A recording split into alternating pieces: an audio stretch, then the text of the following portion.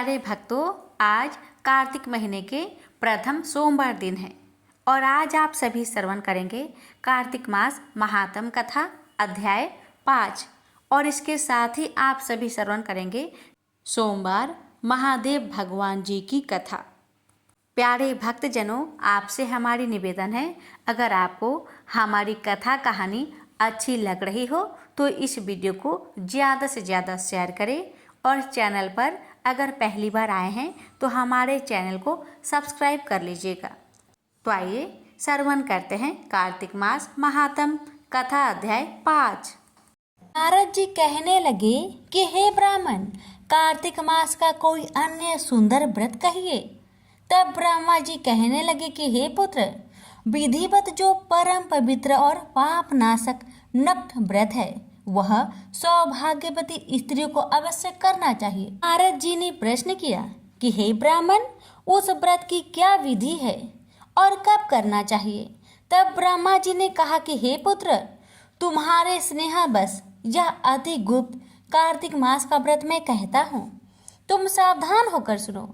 आश्विन शुक्ल पूर्णमासी को प्रातःकाल उठकर स्वच्छ आदि से निवृत्त होकर दंत मंजन आदि करके नदी संगम, नदी सरोवर, दबे कुंड, कूप या घर में स्नान करे। व्रत के एक दिन पहले से सिर न धोए तथा व्रत वाले दिन विधि पूर्वक स्नान करे। पवित्र मन से विधाता का स्मरण करे तथा व्रत का संकल्प करे और यह कहे कि हे जगत के कर्ता, आप मेरे पति की रक्षा कीजिए, मेरी संतान की वृद्धि करिए। मंत्र पढ़कर सूर्य को प्रणाम करे और सुंदर वस्त्र तथा आभूषण आदि को धारण करे। दिन के समय भोजन ना करे, ना ही जल पीजिए, अर्थात भजन आदि में सारा दिन बिता देना चाहिए। ब्रह्मा जी कहने लगे कि हे पुत्र, सायंकाल को हमारा पूजन चांदी के पात्र में दूध डालकर करे। सोना, चांदी, तांबा या मिट्टी की हमारी मूर्ति बनाए, उसको लाल वस्त्र पहनाए और विधि पूर्वक हमारा पूजन करे और चांदी के पात्र में रखे हुए दूध को सोने की मथानी से मथे। साथ ही यह प्रार्थना करे कि हे ब्रह्मा जी, मुझे भोग आदि के लिए गौ प्रदान करके मेरी संतति को बढ़ाए तथा मेरे पति को धन धान्य युक्त और चिरंजीवी कर दीजिए। बहुत से दास तथा दासीगण प्रदान करे। इसके पश्चात ब्राह्मण को भोजन कराए और कुल के वृद्धों तथा वृद्धाओं को स्वादिष्ट पकवान से तृप्त करे और स्वयं भी तारों को देखकर भोजन करे। यह आश्विन शुक्ल पूर्णमासी को ब्रह्मा जी का नक्त व्रत होता है। यह व्रत सब प्रकार के पापों को नाश करने वाला है, समस्त कामनाओं को पूर्ण करने वाला तथा ज्ञानी पुरुष को मुक्ति देने वाला होता है। भगवान जप तप तथा तीर्थ स्नान से इतने प्रसन्न नहीं होते जितने इस व्रत से प्रसन्न होते हैं। जो ब्रह्मा जी के आगे इस दिन कपूर जलाता है को बड़े बड़े वृक्षों तथा गोदान का फल मिलता है तथा उसके कई एक कुल वैकुंठ को प्राप्त होते हैं। जो केसर तथा कस्तूरी सहित कपूर अर्पण करता है उसके कई वंश ब्रह्म लोक को प्राप्त होते हैं। जो स्त्री इस दिन वस्त्र का दान करती है वह कपड़े के सूत्र के तारों की संख्या के बराबर करोड़ वर्ष तक वैकुंठ में वास करती है। जो गहने का दान करती है उसको ब्रह्मलोक की प्राप्ति होती है। जो स्त्री हृदय में ब्रह्मा जी का रूप तथा मुख से ब्रह्मा जी का नाम लेती है, माथे पर निर्मल्य धारण करती है, वह सदैव पतिव्रता रहती है। इस प्रकार आश्विन शुक्ल पूर्णमासी को स्नान, पूजन, ब्राह्मण भोजन, वृद्ध जनों का पूजन करती है और सायंकाल को ब्रह्मा जी का पूजन करती है और ब्रह्मा जी से प्रार्थना करती है कि हे ब्रह्मा जी, यह व्रत मैंने आपके निमित्त किया है। इसमें यदि किसी प्रकार की कोई कमी हो तो उसको पूरा कर लेना। जो कोई इस कथा को पढ़ता अथवा सुनता है उसको भी अश्वमेघ यज्ञ का फल प्राप्त होता है। प्रेम से बोलिए ब्रह्मा जी की जय हो। यहीं पर हमारी कार्तिक मास कथा अध्याय 5वां अध्याय समाप्त हुआ। बहुत साल पहले की बात है। भोला भाला युवक था, आनंद। दिन भर कोई काम नहीं करता, बस खाता ही रहता और सोए रहता। घर वालों ने कहा, चलो जाओ निकलो घर से, कोई काम धाम करते नहीं हो, बस पड़े रहते हो। वह घर से निकलकर यूं ही भटकते हुए एक आश्रम पहुंचा। वहां उसने देखा कि एक गुरुजी हैं। उनके शिष्य कोई काम नहीं करते, बस मंदिर की पूजा करते हैं। उसने मन में सोचा, यह बढ़िया है, कोई काम धाम नहीं, बस पूजा ही तो करना है। गुरुजी के पास जाकर पूछा, क्या मैं यहाँ रह सकता हूँ? गुरुजी बोले, हाँ हाँ, क्यों नहीं, लेकिन मैं कोई काम नहीं कर सकता हूँ। गुरुजी बोले, कोई काम नहीं करना है, बस पूजा करना होगा। आनंद बोला, ठीक है, वह तो मैं कर लूँगा। अब आनंद महाराज आश्रम में रहने लगे। ना कोई काम ना कोई धाम, बस सारा दिन खाते रहो और प्रभु भक्ति में भजन गाते रहो। महीना भर हो गया। फिर एक दिन आई एकादशी। उसने रसोई में जाकर देखा, खाने की कोई तैयारी नहीं। उसने गुरुजी से पूछा, आज खाना नहीं बनेगा क्या? गुरुजी ने कहा, नहीं, आज तो एकादशी है, तुम्हारा भी उपवास है। उसने कहा, नहीं, अगर हमने उपवास कर लिया तो कल का दिन हम नहीं देख पाएंगे। हम नहीं कर सकते उपवास, हमें तो भूख लगती है।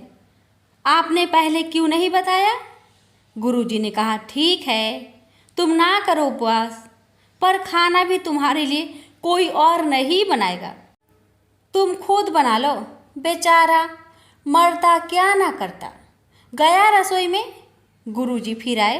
देखो, अगर तुम खाना बना लो तो राम जी को भोग जरूर लगा लेना और नदी के उस पार जाकर बना लो रसोई।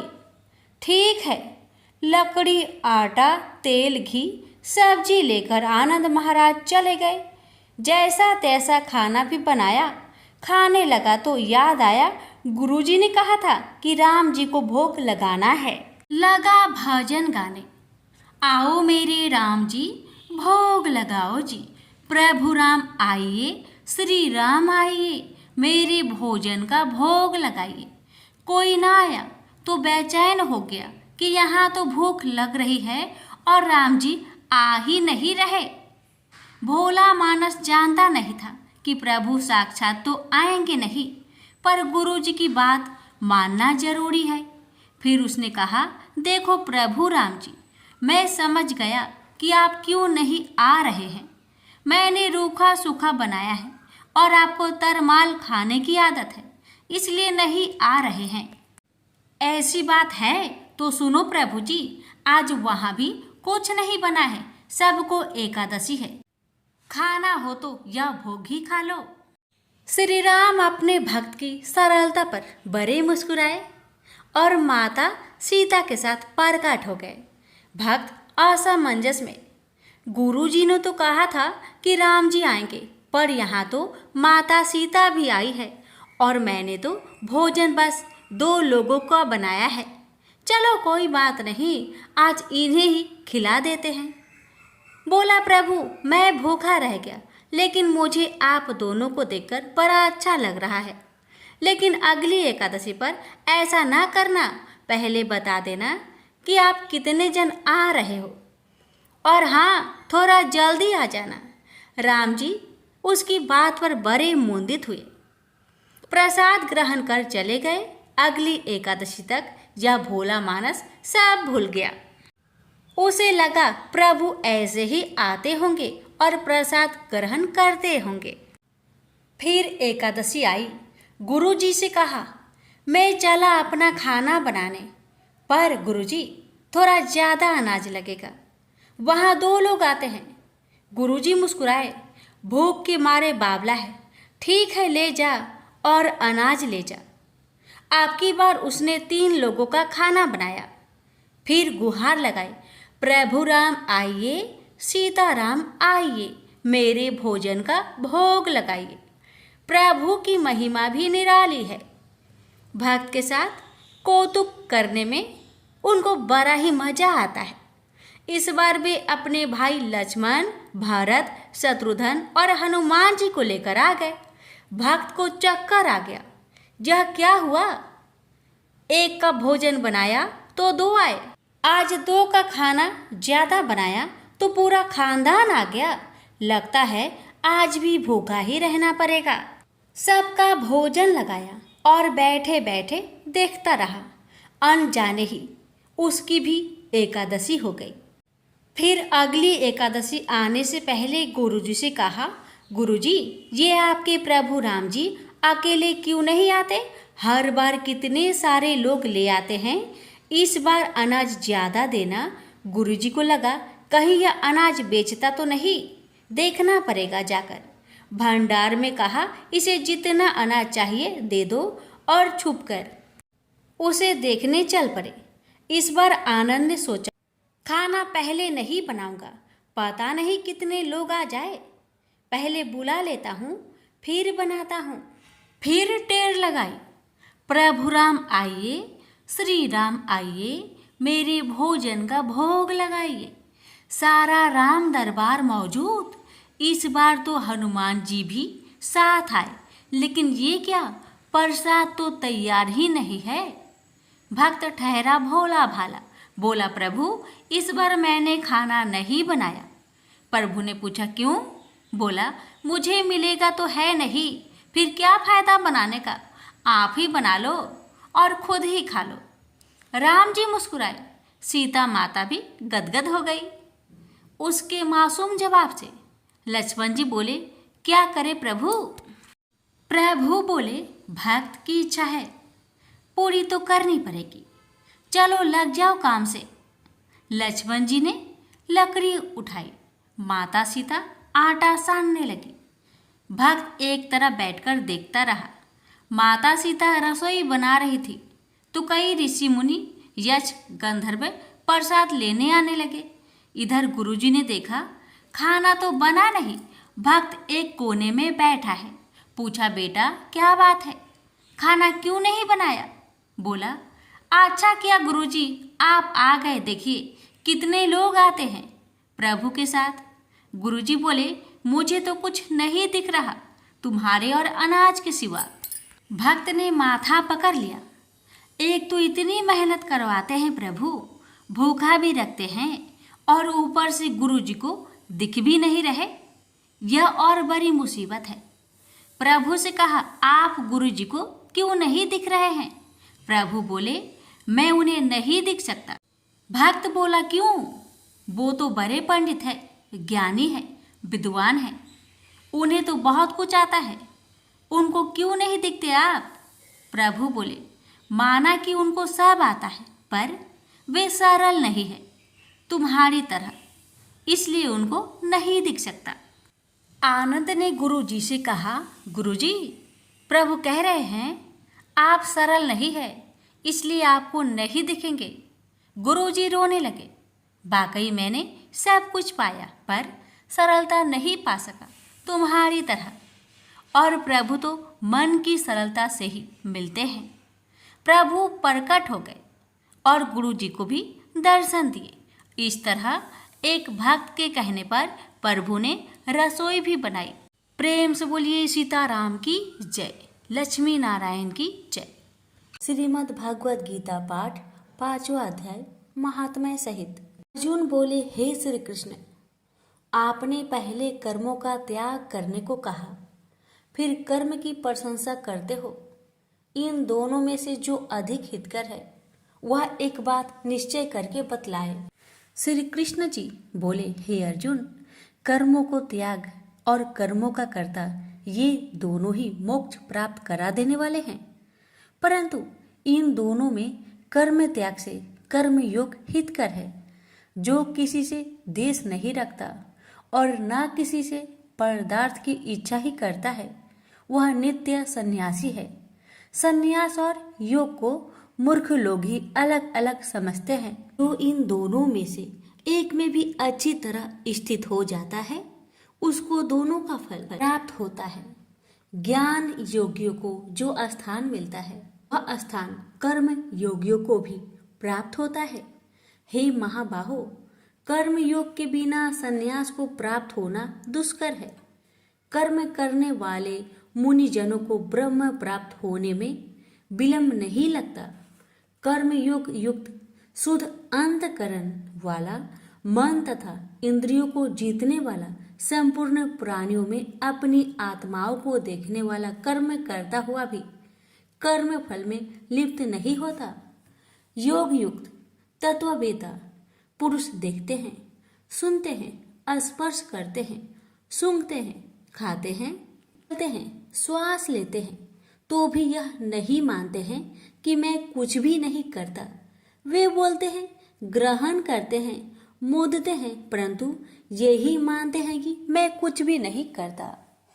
और यह मन में धारण करते हैं कि इंद्रियां भी अपने अपने विषय को बरतती है। प्राणी ब्रह्म में अर्पण कर संग को त्याग कर कर्म करता है। वह पाप में इस प्रकार लिप्त नहीं होता जैसे कि कमल पत्र पर जल नहीं ठहरता। योगी जन शरीर से, मन से, बुद्धि तथा इंद्रियों की आसक्त से रहित होकर आत्मा शुद्धि के निमित्त कर्म करते हैं। योग युक्त पुरुष कर्म फल को त्याग कर मोक्ष रूप शांति का लाभ प्राप्त करता है, और जो योग रहित है वह कर्म फल की इच्छा के बंधन में पड़ जाता है। और सब कर्मों को मन से त्याग करके प्राणी इस नौ द्वारा इंद्रियों की देह रूपी पूरी में ना कुछ करता है और ना कुछ कराता है, आनंद पूर्वक रहता है। परमेश्वर किसी को कर्म में प्रवृत्त नहीं करता। कर्म और फल को उत्पन्न करना ये सब प्रवृत्तियों के द्वारा होता है। परमेश्वर किसी की पुण्य तथा पापों को ग्रहण नहीं करता। जो अज्ञान से आच्छादित है उससे जीवन मोह को प्राप्त होते हैं, परंतु आत्मा ज्ञान के द्वारा जिसका अज्ञान नष्ट हो गया है उसका वह आत्मज्ञान परमेश्वर के रूप को ऐसा प्रभावित करता है जिस प्रकार सूर्य संपूर्ण संसार को प्रकाशित कर देता है। उसी परमात्मा में जिन मनुष्यों की बुद्धि स्थिर है और उसी में मन को लगाए रहते हैं, उसी में निष्ठा रखते हैं और जो सदा उसी के चिंतन में लगे रहते हैं, ज्ञान द्वारा जिसके सब पाप नष्ट हो गए हैं, वे इस संसार में पुनः जन्म नहीं लेते, क्योंकि ब्रह्म निर्दोष और सर्वत्र समान है, इसलिए वे ब्रह्म को प्राप्त हो जाते हैं। जो प्रिय पदार्थ को पाकर प्रसन्न और अप्रिय पदार्थ को पाकर खिन्न नहीं होते, ऐसे स्थिर बुद्धि वाले मोह रहित ब्रह्मवेता को ब्रह्म में स्थिर जानो, जो बाहरी पदार्थों में चित्त को आसक्त नहीं होने देता। वो ही आत्मा सुख का अनुभव करता है। इंद्रियों के स्पर्श से जो भोग किए जाते हैं वे वस्तुतः दुखदायी होते हैं। उनका आदि भी और अंत भी है। हे कौतन्य, ज्ञानी लोग ऐसे भोगों में रत नहीं होते। शरीर छूटने के पहले जो मनुष्य काम और क्रोध के वेग को सहन करने में समर्थ होता है वह योगी और सच्चा सुखी है। जो योगी आत्म सुख से सुखी, अंतरात्मा के आनंद से आनंदित और अंतर ज्योति से ही प्रकाशित है, वह ब्रह्म रूप होकर ब्रह्म निर्वाण को प्राप्त होता है। काम तथा क्रोध जिनमें नहीं है, मन के वेग को जिसने रोक लिया है, ऐसे आत्मज्ञानी योगियों को ब्रह्म निर्वाण सहज ही प्राप्त हो जाता है। बाहरी पदार्थों के संयोग से अलग रहकर दोनों भवों के बीच में दृष्टि लगाकर नासिका के भीतर चलने वाली प्राण वायु तथा अपान वायु को सम करके इंद्रियों, मन और बुद्धि को बस में करके इच्छा, भय तथा क्रोध को त्याग कर मोह की इच्छा करने वाले योगी जन जीवन मुक्त है। जो मुझको सब यज्ञों और तपों को भोगता, संपूर्ण लोकों का स्वामी और सब प्राणियों को मित्र जानते हैं, उन्हीं को शांति प्राप्त होती है। प्रेम से बोलिए श्री कृष्ण भगवान की जय। यहीं पर श्रीमद् भगवत गीता पाठ 5वां अध्याय समाप्त हुआ। आप सुनेंगे 5वें अध्याय का महात्म्य। श्री भगवान जी बोले, हे लक्ष्मी, अब 5वें अध्याय का महात्म्य सुनो। एक पिंगल नाम का ब्राह्मण अपने धर्म से भ्रष्ट हुआ। वह कुसंग में बैठा, मच्छी मांस खाता, मदिरा पान करता, जुआ खेलता। जब उस ब्राह्मण को जाति से बहिष्कृत कर दिया गया तो वह दूसरे देवयुग से पिंगल नाम के राजा के यहाँ नौकर हो गया। राजा से और लोगों की चुगलियां किया करे। जब बहुत दिन बीते तो वह धनवान और जवान हो गया और उसने अपना विवाह कर लिया, परंतु स्त्री व्यभिचारिणी आई। वह स्त्री को नित्य मारे। तब उस स्त्री ने दुखी होकर अपने पति को विष दे दिया, जिससे वह मर गया। फिर ब्राह्मण ने तोता का जन्म पाया। कुछ काल बीते यह स्त्री भी मर गई। उसने तोती का जन्म पाया। तब वह फिर उस तोते की स्त्री हुई। एक दिन उस तोती ने तोते से पूछा, हे तोते, तूने तोते का जन्म कैसे पाया और पूर्व जन्म में तुम किस योनि में थे? सारा वृंतांत कहो। तब तोता बोला, हे तोती, मैं पिछले जन्म में ब्राह्मण था, अपने गुरु की आज्ञा नहीं मानता था। तब गुरुजी ने श्राप दिया कि जा, तू तोते का जन्म पाएगा। इस कारण मैंने तोते का जन्म पाया है। अब तू कह, किस कारण से तू तोती बनी है? तोती ने उत्तर दिया, मैं पूर्व जन्म में ब्राह्मणी थी। जब ब्याही आई तो मैंने पति की आज्ञा नहीं मानी। जब पति ने मुझे मारा तब मैंने एक दिन अपने पति को विष दे दिया और वह मर गया। जब मेरी देह छूटी तब मुझे नरक में डाल दिया गया। कई नरकों को भोगकर अब मैंने तोती का जन्म पाया है। यह सुनकर तोते ने कहा, तू बड़ी नीच है जो अपने पति को विष दे दिया। तोते ने कहा, नरक के दुख भी तो मैंने ही सहे। अब तो मैं तुझे अपना पति मानती हूँ। एक दिन वह तोती वन में बैठी थी। वहां गिद्ध आया। तोती को उस गिद्ध ने पहचान लिया और वह उस तोती को मारने दौड़ा। आगे आगे तोती, पीछे पीछे गिद्ध। उड़ते उड़ते तोती एक शमशान भूमि में थक कर गिर पड़ी। वहां एक साधु का दाह कर्म हुआ था। उस साधु की खोपड़ी वर्षा के जल से भारी हुई थी। इतने में गिद्ध आकर उस तोती को मारने लगा। खोपड़ी की जल से उसकी देह भीग गई और दोनों आपस में लड़ते लड़ते मर गए तथा अधम देह छूटकर देवदेही पाई और विमान आए। उस विमान पर बैठकर दोनों बैकुंठ को गए। वह खोपड़ी एक साधु की थी जो गीता जी के 5वें अध्याय का पाठ करता था। प्रेम से बोलिए लक्ष्मी नारायण की जय। बहुत समय पहले की बात है। किसी गांव के बाहर एक छोटा सा शिव मंदिर था जिसमें एक वृद्ध पुजारी रहते थे। एक दिन एक गरीब माँ अपने नन्हे से बालक को मंदिर के द्वार पर छोड़कर चली गई। बहुत खोजने पर भी पुजारी जी को बालक के परिवार का कुछ भी पता न चल पाया। अब गांव का भी कोई व्यक्ति उस बालक का लालन पालन करने को तैयार न हुआ तो पुजारी जी ने भगवान शिव की इच्छा समझकर उसे अपने पास रख लिया और उसका नाम भोला रख दिया। गांव के श्रद्धालु भक्तों से जो कुछ प्राप्त होता उसी से भगवान शिव का, पुजारी जी का और बालक भोला का किस तरह गुजारा चलता। यदि किसी दिन कम भी पड़ता तो पुजारी जी बालक और भगवान को भोग लगाकर स्वयं गंगा जल पीकर रह जाते। धीरे धीरे भोला बड़ा होने लगा और जब वह पुजारी जी के कामों में हाथ बटाने लगा, वृद्ध पुजारी जी के थके हारे हाथों को कुछ आराम मिलने लगा। इसलिए उन्होंने भोला को मंदिर की सफाई, भगवान शिव की पूजा, उनको भोग लगाने और उनकी आरती करने की विधि अच्छी प्रकार समझा दी। अब वे स्वयं भगवान शिव के नाम जप और संकीर्तन में समय व्यतीत करने लगे। एक दिन भगवान शिव के मंगलकारी नाम शिव शिव शिव शिव का जप करते हुए उनके प्राण छूट गए।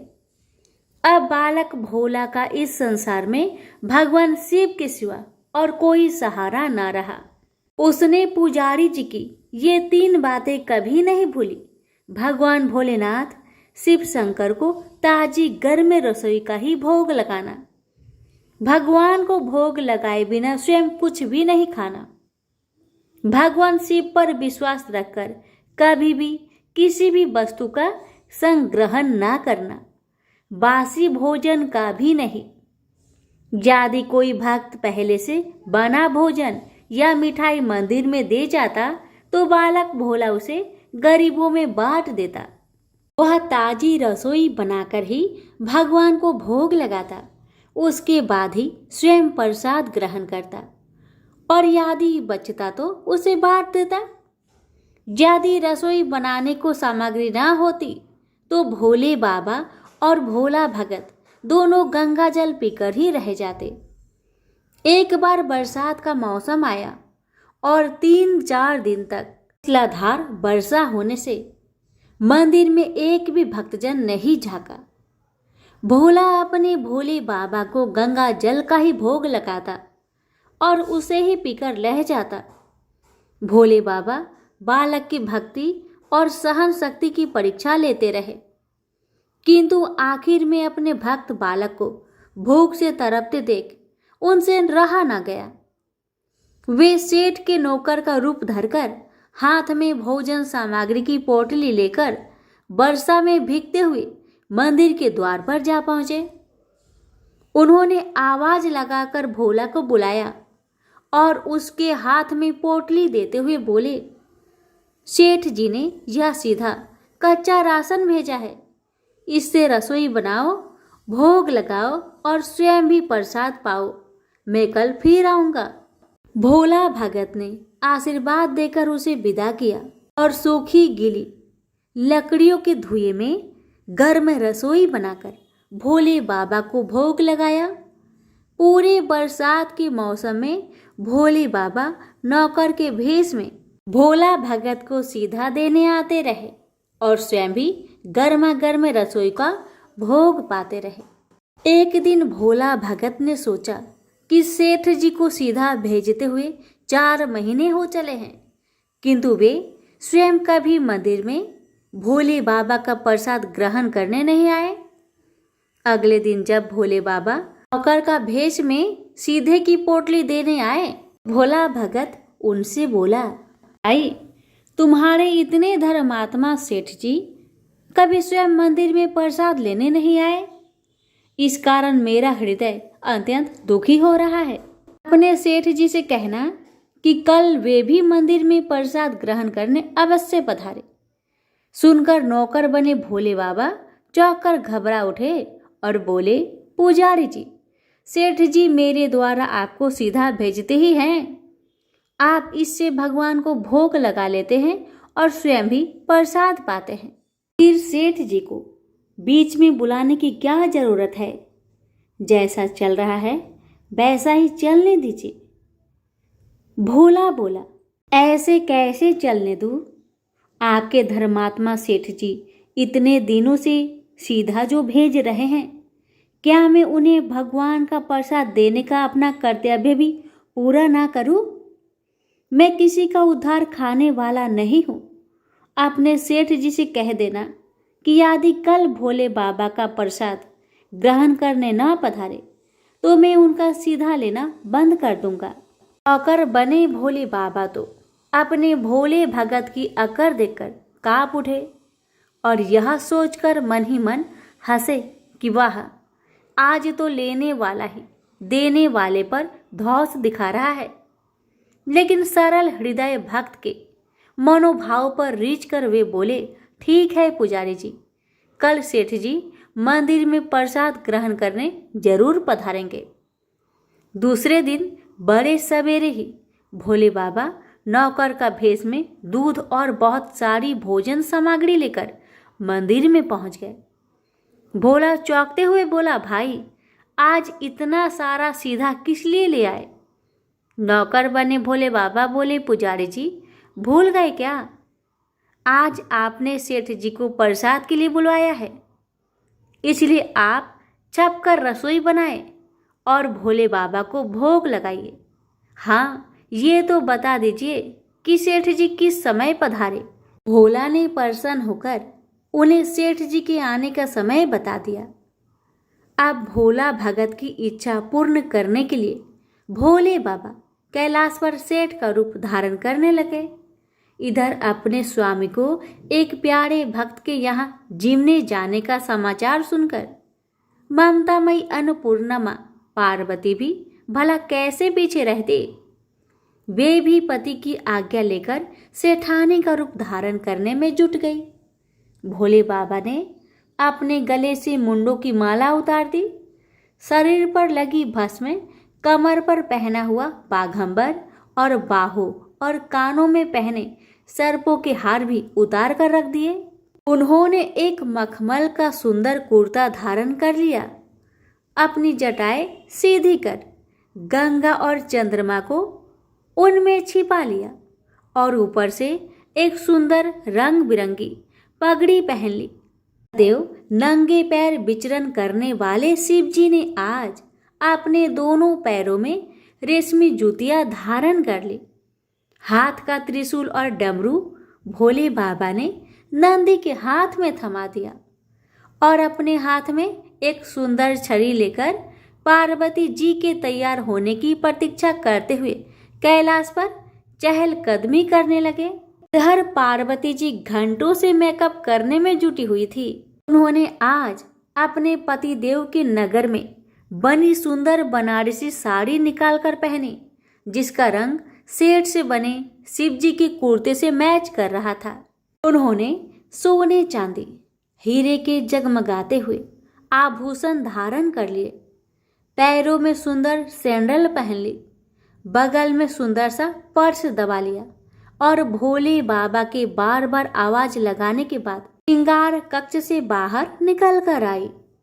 जब पार्वती जी और शिव जी ने एक दूसरे को सेठ सेठानी के भेष में देखा तो वे चकित होकर एक दूसरे को निहारते ही रह गए। दोनों एक दूसरे को देख देखकर निहाल हुए जा रहे थे।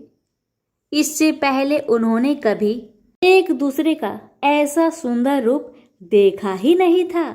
जब भगवान गौरी शंकर सेठानी सेठ का रूप धरकर कैलाश से अपने भक्त के यहाँ दावत उड़ाने चले तो गणेश, कार्तिकेय, नंदी, ऋषि मुनि, देवता, देवांगनाएं भी उन्हें देखकर ठागे से रह गए।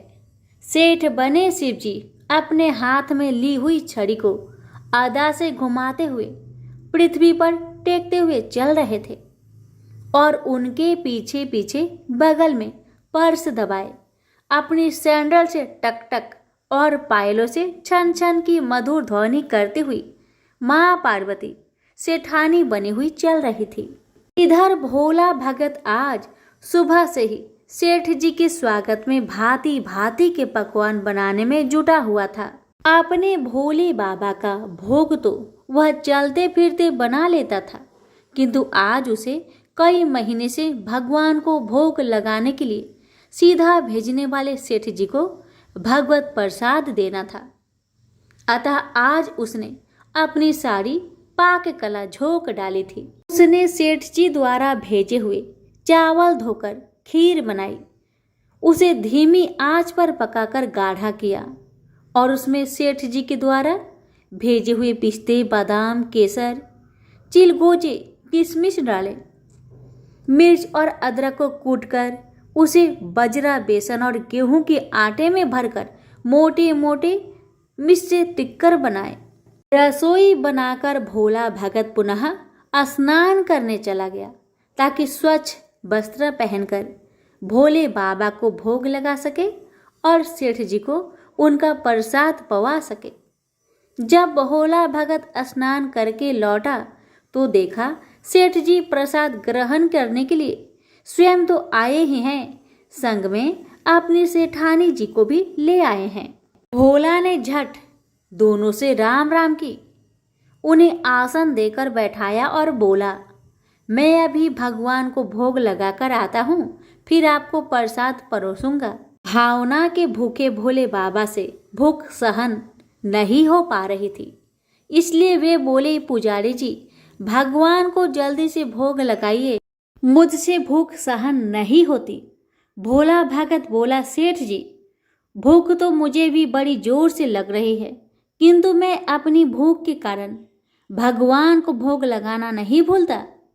यदि दुनिया के सारे लोग इसी तरह अपनी भूख के लिए भगवान को भोग लगाना भूल जाए तो भगवान तो भूखे मर जाएंगे। सेठ जी बने भोले बाबा एक पत्तल उठाते हुए बोले, पुजारी जी आप भोग लगाइए, इधर मैं पत्तल परोस लेता हूँ, मुझसे भूख सहन नहीं हो पा रही है। भोला भगत सेठ जी बने भोले बाबा को डांटते हुए बोला, सेठ जी भगवान के काम में ना तो जल्दीबाजी चलती है और न कंजूसी। मैं जब तक भगवान को भोग नहीं लगा लेता आप रसोई के पास भी नहीं फटक सकते। चुपचाप इधर बैठ जाइए और ओम नमः शिवाय जपते रहिए। मैं अभी आता हूँ और आपको पेट भर भोजन कराता हूँ।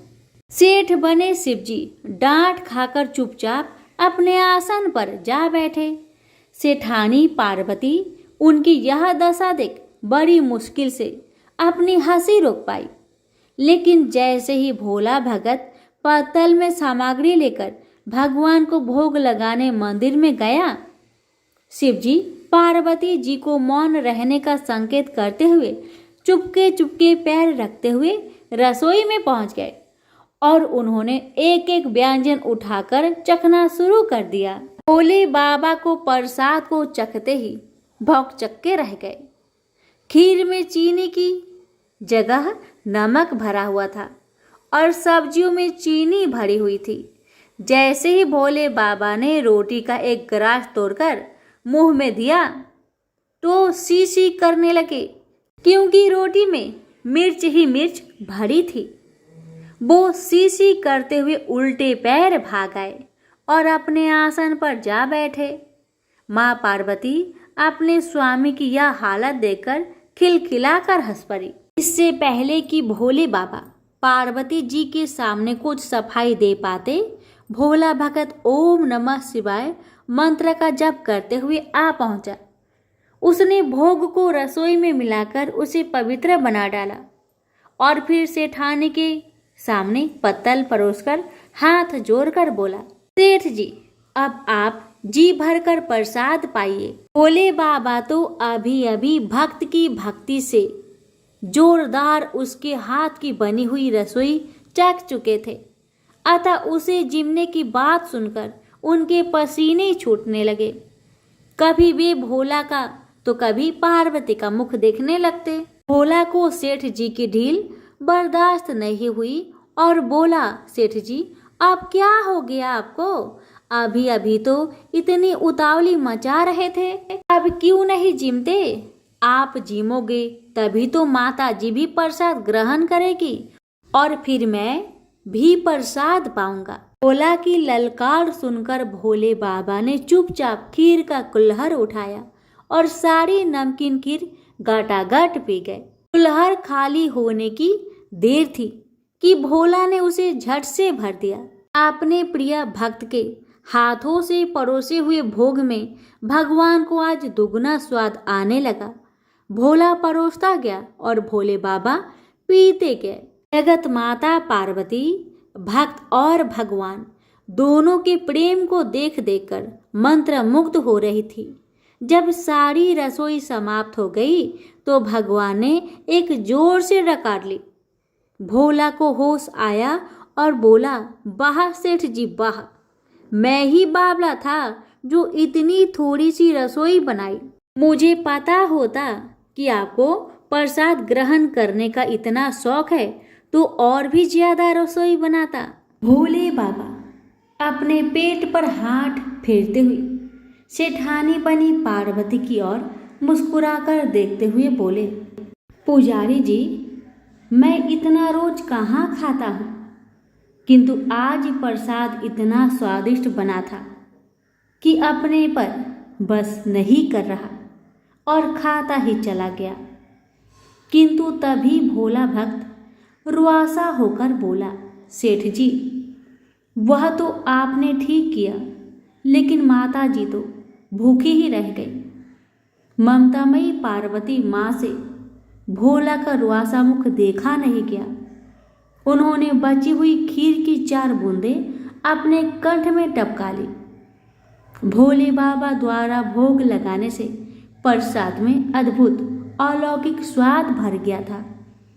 ऐसी सुगंधित और मीठी खीर चखकर जगत जननी आकंठ तृप्त हो गई और उनके तृप्त होते ही सृष्टि का प्रत्येक प्राणी तृप्त हो गया। भोला भगत बोला, सेठ जी, आपने और माता जी ने प्रसाद ग्रहण कर लिया, इससे मुझे अत्यंत संतोष हुआ है। समझ लीजिए कि आप दोनों द्वारा प्रसाद ग्रहण करने से मेरा भी पेट भर गया। मेरी तो वैसे भी महीने में 4 एकादशी हो जाती है, किंतु मैं भी एक दाना ले ही लेता हूँ, जिससे कि भोले बाबा के प्रसाद का अनादर ना हो। यह कहकर जैसे ही भोला ने खीर के पात्र में लगा चावल का एक दाना उठाकर अपने कंठ में डाला, उसकी जन्म जन्मांतर की भूख प्यास मिट गई और समस्त वासनाओं और इच्छाओं की तृप्ति हो गई। उसके ज्ञान के नेत्र खुल गए और उसने देखा कि उसके सम्मुख त्रिलोकीनाथ भगवान शंकर और जगत जननी माँ पार्वती आशीर्वाद की मुद्रा में मुस्कुराते हुए खड़े हैं। भोला दौड़कर उनके चरणों में लौटता गया और उन्हीं में समा गया। प्रेम से बोलिए, हर हर महादेव, माता पार्वती की जय। आप सभी भक्तों पर भोलेनाथ माँ पार्वती की कृपा सदा सर्वदा बनी रहे।